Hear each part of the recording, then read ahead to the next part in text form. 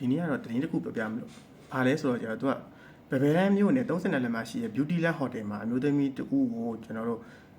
တင်မလားပိုင်းခုတ်ပြီးတော့ဒီအဲကွန်ပေါ်တင်ခဲ့တဲ့ကိစ္စ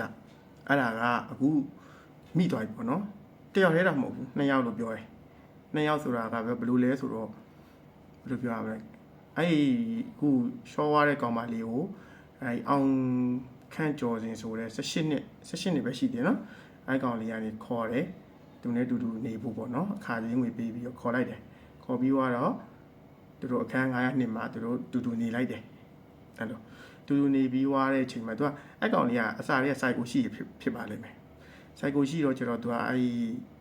သူတို့ပြောလဲပြောပါပြီးွားရောအဲ့ကောင်မလေးကိုဓာတ်နဲ့စတီးဓာတ်နဲ့ချောင်းနေတဲ့ရက်ဆက်တာနော်ရှော့လိုက်တယ်ပေါ့နော်ရှော့ပြီးတော့အဲ့လိုမျိုးသူလှီးတစားကြီးလှီးရအကြောတွေကိုလှီးရတော်တော့ပြောမယ်ဆိုရင်တော့တကယ်အော်ဂလီဆန်ရပြောရမှာဘာလို့လဲတာမန်လူတရားရဲ့စိတ်နဲ့အဲ့လိုလုပ်ဖို့တော့မရှိဘူးနော်အဲ့လိုလုပ်ပြီးတော့သူကြီးကလှမ်းခေါ်လိုက်တယ်သူကြီးကအေးမော်အောင်ဆိုတာတယောက်ရှိတယ်သူလှမ်းခေါ်ပြီးတော့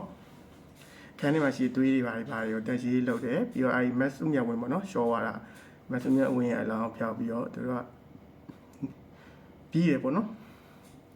အဲ့လိုအမှသူကနေပြီးတော့အခုမိသွားတဲ့အချိန်မှာကျတော့သူကစတီးသားနဲ့ချောင်းရောပြေကျတော့လက်ကင်ဖုန်းနော်အဲ့ဒါအကုန်လုံးတင်စီရမိရပေါ့နော်အဲ့ကြတော့